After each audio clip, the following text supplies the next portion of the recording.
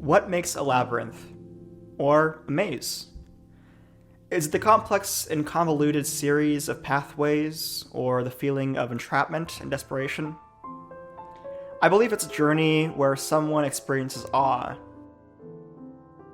helplessness, claustrophobia, submission, and eventually, understanding.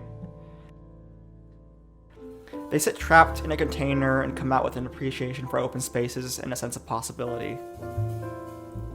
This week, I played Superliminal on my Nintendo Switch, and I believe it's the best virtual labyrinth I've seen to date. We've seen non-Euclidean improbable spaces before, in Antichamber, Perspective, heck, even this year's Call of Duty. Creating virtual paradoxes isn't terribly difficult, whether it be changing the angular diameter of an object relative to its distance to the camera to create a forced perspective mechanic, like in Superliminal, optical illusions, well-placed teleports, stencil buffers, portals, projections. Yet what makes Superliminal special as a labyrinth, what separates it from its contemporaries, isn't the grab bag of gimmicky mechanics, but its sense of humor. The way it plays with our expectations at every turn. Superliminal does a fantastic job of setting up expectations with the affordances of the main mechanic and the level layout consistencies.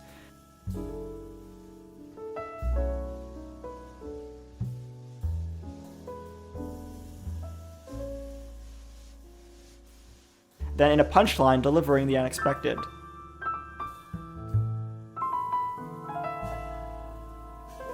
A good puzzle game is supposed to make you feel clever. Reaching that creative eureka realization moment is something that you get in small doses in any straightforward linear difficulty ramp, but the feeling of achievement in Superliminal is compounded with slapstick physics comedy gags and nonsensical environmental motifs. What was once a point of frustration is now something you could recognize and laugh at, just as another typical oddity within the worlds of the system.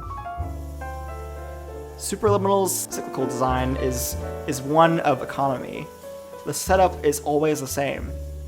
You have a false awakening, you turn off an alarm clock, leave your room, walk down the hall past the office with the computer, pop out a soda or two, enter a door-like threshold, a point of no return, and prepare yourself for solving puzzles. The starting minute is the safe margins for players to breathe. That gives rest to your brain to just masticate on all the mind-bending bullshittery that you just encountered. Something I think that's missing from other games.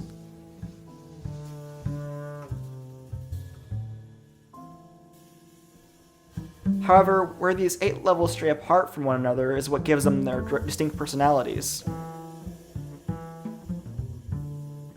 Heck, even the loading screens have some flair and fun. Some sections of the games are uncomfortable and eerie.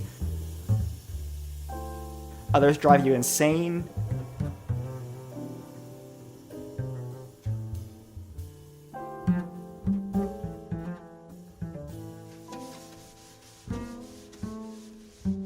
And with each awakening, the alarm clock ticks ahead an hour. This core game loop of continuous discovery and play lends itself so well to the narrative wrapper that this experience is therapy. Of why looking at things from every perspective is important to our self-efficacy and spirit. Failure is never posed as a setback, but rather a step forward in the process of elimination. You see, everyone who comes to the Institute does so because they feel that they are no longer in control of something important to them. But, more often than not, the problem is not that the problems we face can't be solved.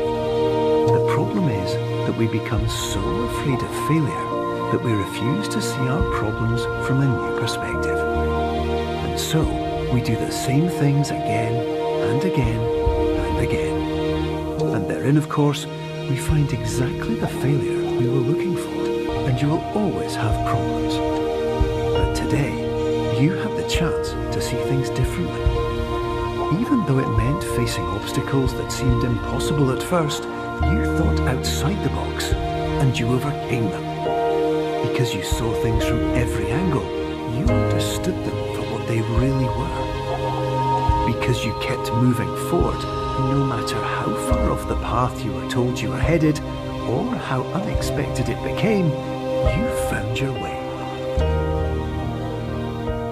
This game teaches optimism and grit through mechanics as metaphor and doesn't overstay its welcome. And I look forward to what Pillow Castle has in store for us next. Great job to Albert Schur and team, Logan Feith, who also worked on Four-Sided Fantasy, Christopher Floyd. And if any of the team are watching, I just want to say great job. You made one of the most tightly designed and satisfying puzzle games I've ever played. And I've been looking forward to it ever since I saw the original video of the Museum of Simulation Technology tech demo. So, you delivered. Thanks.